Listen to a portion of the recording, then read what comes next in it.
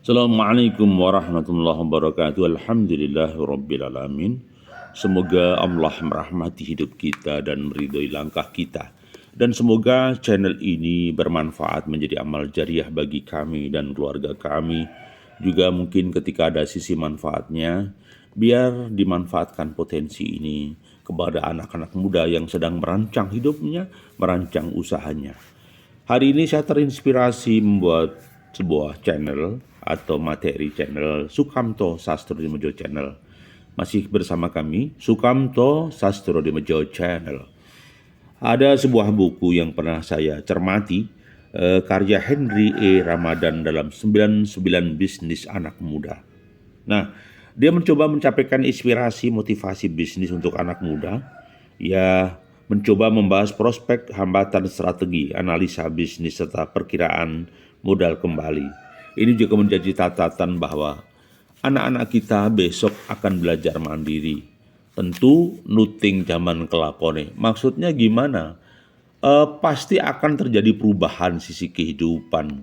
Ya, karena dunia kita saat ini tentu akan beda dengan anak-anak kita ke depan. Dunia kita saat ini mungkin akan terus berubah dengan geliat gelora di masa depan. Kenapa begitu? Iya, zaman akan terus berubah. Jadi harapan kita, anak kita mau melakukan kegiatan usaha. Ada sebuah buku pernah konsep, jangan lama-lama menjadi buruh. Ada yang mengatakan, jangan lama-lama nganggur, nanti kita mati rasa. Ya, nanti kita mati langkah. Maka teruslah beraktivitas agar kehidupan kita semangat dan menjadi ceria. Alasan para anak muda atau teman-teman kita atau kita pun yang tua ingin berbisnis adalah ingin mencari modal atau mencari uang. Karena apa? Tidak sedikit orang itu ketika tidak punya uang sedih, bingung. Kenapa bingung? Ya iya, bayangkan aja semuanya butuh uang. Ketika kita jalan ke suatu tempat, ke toilet butuh uang, di parkir butuh uang, keseharian kita makan butuh uang, bayar listrik, bayar wifi, bayar telepon, semuanya pakai uang. Jadi ketergantungan manusia pada manusia lain atau keadaan itu harus dibayar dengan rupiah. Ingin terang di malam hari harus bayar dengan uang listriknya. Ingin berjalan jauh untuk silaturahim harus bayar dengan uang bensin. Kita ingin ibadah khusyuk ke Mekah harus bayar dengan uang. Kita ingin mencintai warga kita, mencintai saudara kita dengan cara berderma harus pakai uang. Apa yang tidak pakai uang? Maka alasan orang bekerja, berusaha adalah untuk mendapatkan uang atau rupiah. Yang kedua, ada orang yang bekerja karena ingin mendapatkan pengalaman. Setelah lulus dari kuliah mungkin ingin mengamalkan ilmunya dengan cara mencari pengalaman. Dalam bidang tertentu dia mendapatkan mendapatkan rupiah. Maka saya katakan ada yang bekerja ingin mendapatkan rupiah atau uang. Saya bekerja sebagai mitra YouTuber, yang partnernya YouTuber. Ini memang tidak munafik kita butuh uang, tetapi kami juga butuh pengalaman berbaur dengan dunia komunikasi. Karena basic kami dulu adalah sebagai jurnalis, seorang wartawan, juga seorang broadcaster atau penyiar radio. Maka saya katakan bahwa kami juga butuh untuk aktualisasi diri di usia yang kian senja ini. Dengan cara apa? Kita membuat channel yang bermanfaat bagi umat. Pak, kalau yang menonton sepi, enggak apa-apa. Berapapun penontonnya, berapapun orang yang berkunjung, hari ini ya Sukamto Sastro sudah membuat channel catatan di dalam multimedia. Kami hadir, kami pernah hidup di dunia, kami menorehkan manfaat yang bermanfaat bagi kehidupan ini. Itu saja, tidak berlebih. Ya, makanya pengalaman, ya pasti pengalaman kami ingin berbagi pengalaman dalam kehidupan ini. Minimal untuk amar ma'ruf nahi mungkar. Minimal untuk berpesan di dalam kebaikan. berharap meninggalkan segala bentuk kemungkaran. Itu saja. Kalau bermanfaat, alhamdulillah, semuanya datang dari Allah. Hidayah dan inayah itu adalah kuasa Allah. Maka saya katakan seseorang itu dapat hidayah atau tidak, itu urusannya Allah. Kemudian yang ketiga, ada orang yang berbisnis karena iseng. Coba iseng-iseng, coba kita menunggu waktu, juga mungkin samben-samben apa, iseng awalnya. Tapi kadang tidak sadar. Dari isengan yang kecil, ternyata ada profitnya, ada untungnya. Kalau kita mulai bisnis dengan serius. Nah kadang-kala memang mulainya dari iseng kecil gitu, tahu-tahu besar. Ya. Jadi tapi rumusnya begini, selama kita bergerak, selama kita terus belajar, pasti ada hasilnya. Tidak ada tipak yang tanpa tapak. Ya, atau dibalik, tidak ada tapak tanpa tipak, tidak ada perjuangan yang tidak ada bekasnya. Peradaban canggih meninggalkan Borobudur. Peradaban yang canggih dalam dakwah meninggalkan Masjid Agung Demak. Perjuangan yang agung meninggalkan Prambanan. Banyak situs-situs sejarah menunjukkan itu kejayaan masa lampau. Ya. Baik, ada juga orang yang bekerja karena kesenangan ya. Kesenangan, ada yang hobi. Ada misalnya musik, membuat channel musik. Ada yang awalnya cuman suka gitar, ternyata jadi gitaris. Ada awalnya yang sukanya bermain bola, seperti Ronaldo, seperti Messi. Yang ternyata dari kegemarannya bermain bola menjadi multi talenta triliuner. Orang yang kaya harta. Gitu. Itu faktanya begitu. Jadi kadang ada yang bekerja karena hobi. Mulainya dari hobi. Maka kita harus lakukan itu. Nah bagaimana Pak kalau misalnya dengan bisnis apa kita bisa meningkatkan marwah? Jelas, dengan bisnis seseorang bisa meningkatkan gengsi, meningkatkan multi talenta, meningkatkan daya tawar. Paling tidak kita lebih menjaga marwah kita bukan pengangguran. Kita ini adalah pelaku usaha, kita sudah bekerja, kita hadir mencari fulus dan yang bermanfaat berkah maslahat. Kita hadir bisnis bukan menipu. Kita hadir bisnis bukan ingin mencurangi. Nah, tren ini harus ada di sekitar kita. Maka kita yakinkan bahwa hidup ini sederhana seperti itu. Harus dijalani dan dijalani. Bukan hanya teori, bos. 1001 teori nggak ada maknanya. 1001 konsep sia-sia. Maka saya katakan hidup ini action brosku. Ya. Hari ini di usia saya yang sudah tua, merambat tua, saya melakukan karya yang ada. Paling nggak saya hadir di multimedia. Saya pernah memberikan pesan kebaikan. Syukur ini ada manfaatnya sehingga saya menjadi amal jariah bagi kehidupan. Lepas ini nanti jadi rupiah atau tidak jadi rupiah. Lepas nanti bermanfaat atau tidak bermanfaat. Hari ini saya berdiri, hari kami duduk menyampaikan materi sebagai aksi nyata bahwa kami pernah hadir di muka bumi. Nah, ada yang bisnis dilirik menjual daripada kebutuhan anak muda. Contoh misalnya, anak muda itu butuh aktualisasi diri. Sehingga ada pengusaha yang bergerak di bidang pariwisata. Mereka merubah tempat-tempat gunung, perbukitan, dirubah menjadi destinasi wisata. Kenapa? Anak muda suka healing, anak muda suka suka pariwisata, ya, suka narsis, suka selfie. Nah, itu menjadi bisnis anak muda.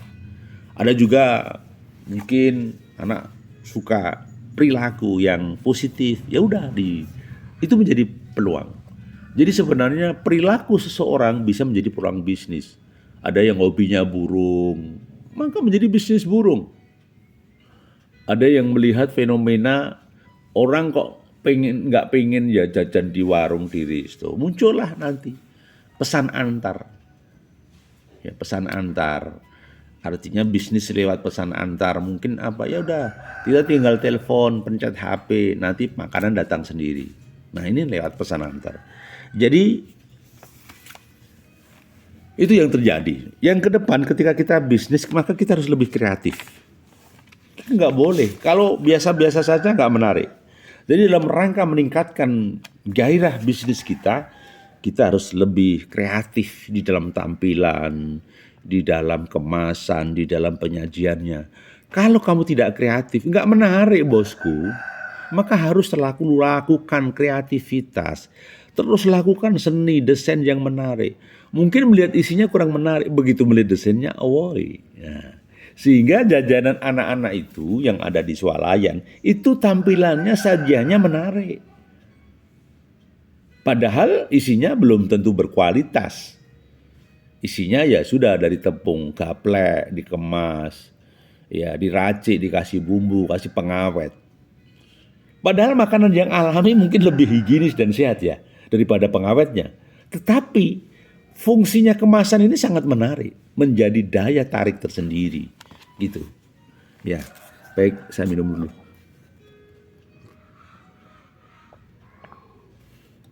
Alhamdulillah. Jadi kita lanjutkan bahwa memang harus ada kemasan yang menarik.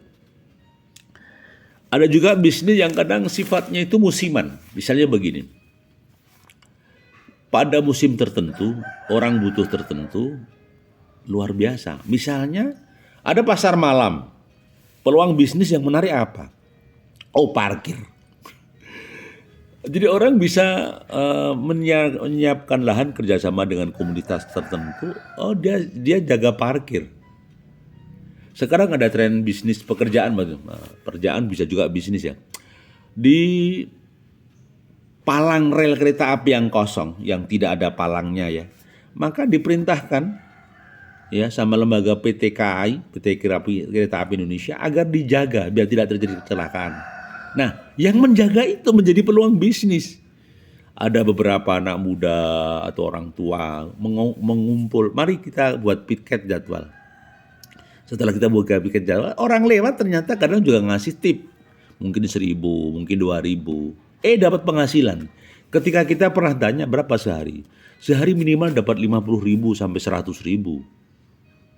Ada dibentuk session pagi mungkin, session siang dan session sore. Bisa juga session pagi dan sore atau siang. Misalnya dari pagi sampai jam 12, nanti jam 1 sampai jam 1 siang sampai jam 7 malam misalnya. Ya, artinya apa? Ini peluang. Jadi kadang-kadang ada peluang yang sifatnya musiman, bukan yang sifatnya harian. Maka lihat saja peluang. Contoh misalnya bagi petani panen. Maka ada beberapa pengusaha yang beli laser. Kemudian masuk ke lahan pertanian. Dan yang terjadi apa? Itu menjadi bisnis baru, menjadi peluang baru. Gitu ya. Baik. Kemudian bagaimana ketika kita menghadapi untuk meningkatkan kualitas usaha kita, pekerjaan kita harus tetap bersemangat.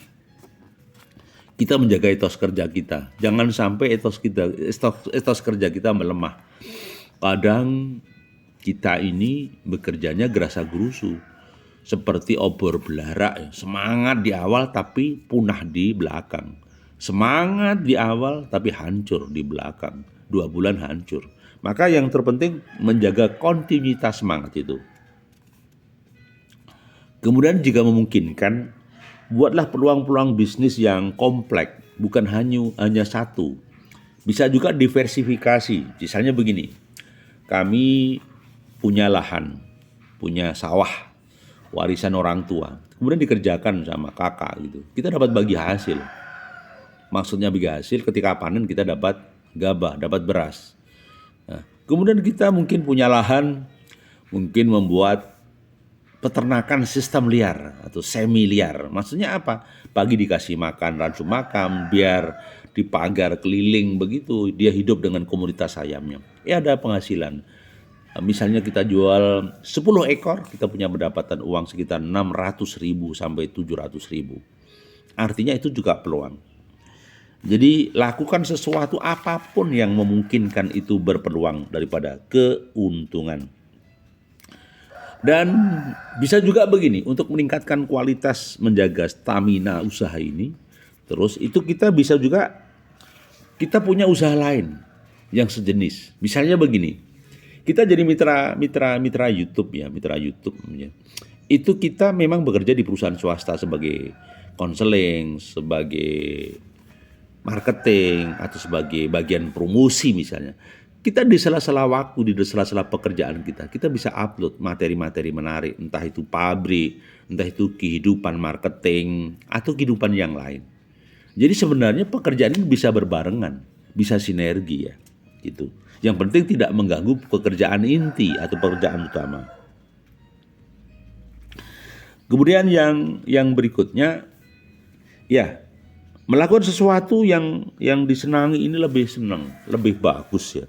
Jadi yang penting kamu bekerja senang dulu aja. Jangan ngomong rupiah. Loh kok bisa? Iya, kadang-kadang segala sesuatu itu dimulai rasa suka.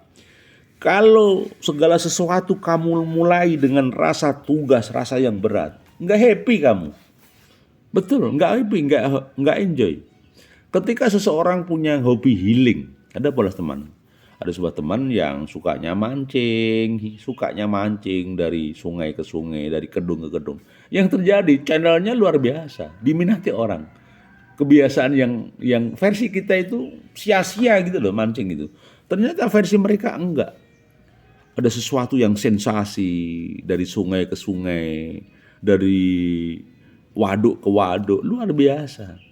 Maka ada sisi yang orang tidak tahu, dia explore. Nah, yang penting fun dulu, yang penting senang dulu ya. Maka sekali lagi, tidak sedikit orang yang memilih hidupnya untuk berbisnis daripada ikut perusahaan orang. Maka saya katakan, ada yang bicara, marilah mulai sekarang kita memilih bisnis sebagai jalan hidup kita. Kenapa begitu? Karena mungkin ketika sudah tua, tidak mungkin ikut perusahaan terus. Tidak mungkin kita akan jadi orang yang di bawah perusahaan terus. Pasti suatu saat kita akan mandiri, kita akan menjalankan usia, entah itu di tua atau di muda. Pasti kita akan bisa lakukan. Nah, caranya bagaimana? Sudahlah, jalankan saja.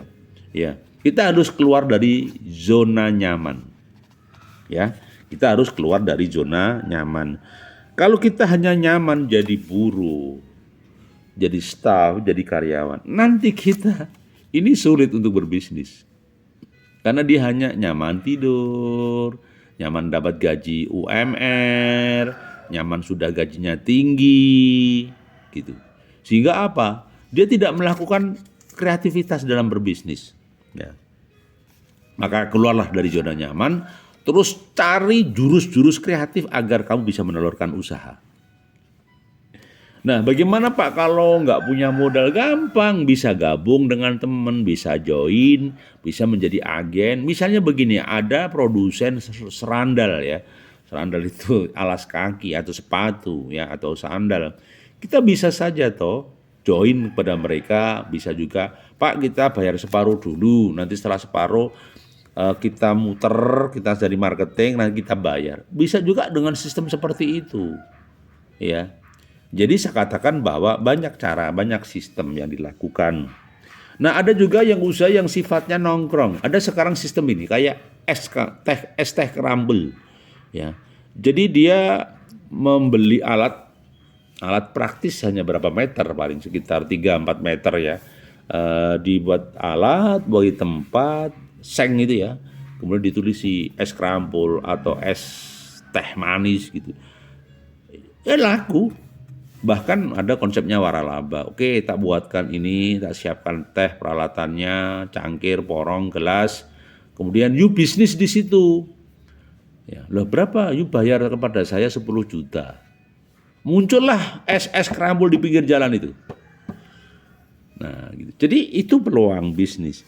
Hanya saja kadang orang bilang bahwa kalau bisa itu membuat sesuatu itu di tempat yang ramai, titik kunjungnya tinggi, bukan sepi. Kenapa begitu? Kecenderungannya suksesnya lebih tinggi daripada tempat yang sepi. Tapi ada juga resto yang pinggir sawah, tapi dicari. Karena tidak semua orang suka kesunyian. Kadang orang juga, maksudnya tidak suka keramaian. Kadang orang senang yang sepi ya. Nah, kadang dia makan refreshing, sepi di pinggir sawah, sunyi, sambil mungkin menikmati hidup, menikmati gerakan nafas kita, menikmati kecapean kita. Kita duduk sambil makan di kesunyian. Ada yang begitu konsepnya. Jadi itu kawanku, jadi kita harus lakukan bisnis ini dengan serius, bukan setengah-setengah ya. Dan manajemennya kayak apa sih? Ada yang mengatakan, mari kita buat analisa SWOT. Ya, yang memudahkan maksudnya gimana sih? Ya dicoba dulu. Potensinya kayak apa, pesaingnya kayak apa. Ya. Terus kira-kira produk kita menarik enggak gitu. Kalau menarik ya coba dijalankan gitu loh. Jadi kita harus melihat potensi-potensi kekuatan yang sederhana, adakah peluangnya, adakah tantangannya, adakah kesulitannya gitu ya. Itu yang terjadi. Kemudian yang kedua, ketika kita mulai bisnis, sederhana, masyarakat butuh apa sih? Bukan kamu punya apa. Coba masyarakat butuh apa. Kalau orientasi pikiran kita dibalik, oh masyarakat ini saat ini butuh alat tulis karena ini akan ada masuk sekolah. Oh saat ini ramainya tas. Ada yang mengambil segmented di bidang tas. Ya, sehingga bisnisnya lancar. Ada yang sistemnya sekarang nggak punya, maaf Pak, kami tidak punya tempat, kami online saja. Ada sekarang yang menjalin bisnis dengan sistem online. Jual beli tas sistem online, monggo semuanya diatur. Wah aku nggak menarik Pak online, takut ketipu. Ya sudah, sistem manual tradisional, tidak harus sistem online. Ya, yang berikutnya adalah, jadi kita harus membuat rancangan bisnis kita. Konsepnya kayak apa, butuh modal berapa, dijalankan sendiri atau join dengan orang, risikonya kayak apa, harus dibuat rancang bangun yang sehat, yang settle. Jadi jangan sampai tidak dibuat settle, harus dibuat settle, harus dibuat sempurna. Begitu ya. Kalau tidak ya menjadi masalah dalam kehidupan kita. Sekali lagi harus dirancang. Dan yang menarik juga, jangan lupa dengan manajemen rupiahnya. Bagaimana ngatur kas kita, bagaimana ngatur dompet kita, bagaimana ngatur manajemen keuangan kita. Karena kalau tidak bisa, uang pribadi masuk dalam uang bisnis, nggak jalan Mas. Maksud saya begini, uang bisnis yang seharusnya untuk bisnis pengembangan usaha dipakai untuk keperluan pribadi, nggak jalan. Pasti hancur usahanya. Paling nggak stagnan. Maka dalam bisnis harus dipisahkan. Ini uang pribadi atau uang bisnis. Nah, maka bisnis itu harus dialokasi modalnya. Selama bisnis itu uangnya worsoh itu campur baur ya, nggak akan berkembang. Di lini manapun dibuktikan ketika permodalan itu tidak dipisah, hancur. Ya. Baik, tidak lupa adalah kita terus menambah referensi kasanah bisnis kita, usaha kita dengan cara berburu ilmu. Kenapa begitu? Iya, tanpa dilengkapi dengan ilmu nggak bisa. Sekian tahun yang lalu, 14 tahun yang lalu kami diajak teman untuk mencoba, mari kita bangun wirausaha. Kita lahirlah KSPPS, Koperasi Simpan Pinjam Pembiayaan Syariah. Lahirlah KSPPS. Akhirnya pada setelah 14 tahun kami mendirikan 7 titik dengan 50 karyawan. Artinya apa? Kita sudah mulai. Pernah 14 tahun yang lalu kita sama teman join mendirikan lembaga yayasan. Akhirnya lahirlah sekolah yang berbasis Islam. Ada SD IT, ada SMP IT, ada TK IT, lahirlah ada SMA IT ke depan. Jadi bisa melibatkan sekitar 75 tenaga pendidik. Artinya apa? Segala sesuatu harus dimulai, tidak bisa diam. Tidak bisa diam. Mulailah dengan cara-cara yang positif. Dan jangan lupa terus membekali diri dengan pelatihan. Karena apa? Pelatihan inilah yang membuat kita semakin mampu, semakin tahu aktualisasi dirinya. Ya, semakin tahu dengan jati dirinya. Oke, sehingga harus kemana bisnisnya, usahanya. Tidak lupa kamu sering sharing dengan teman-teman bisnis kita, teman-teman diskusi kita. Karena apa? Kalau kita semakin sharing, dipastikan semakin banyak referensi ilmu kita. Oh, bisnis kerambol itu kelemahannya begini ya. Oh, harus standarisasi rasa.